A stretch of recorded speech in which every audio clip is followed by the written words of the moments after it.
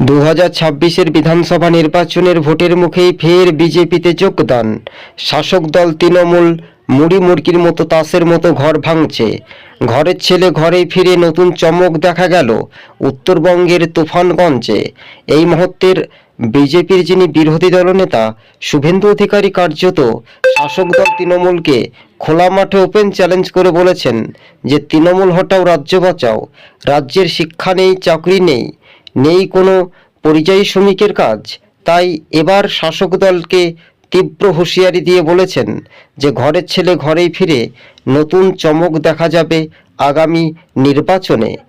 294টি বিধানসভা নির্বাচন পশ্চিমবঙ্গের মাটিতে এবার আর দিদির খেলা হবে না, এবার মোদির খেলা হবে, তাই স্পষ্ট করে জানিয়ে দিলেন বিজেপির মহিলা নেতৃত্ব।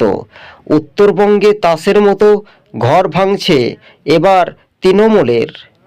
54টি বিধানসভা আসন আপনারা জানেন উত্তরবঙ্গে, আর সেই উত্তরবঙ্গে কিন্তু লড়াইটা কিন্তু এবার তীরমুখী হবে। দর্শক বন্ধুগণ, একদিকে সংখ্যালঘু ভোট তৃণমূলের দিকে যাচ্ছে না, 700টি পরিবার তৃণমূল ছেড়ে ভারতীয় জনতা পার্টি বিজেপিতে যোগদান।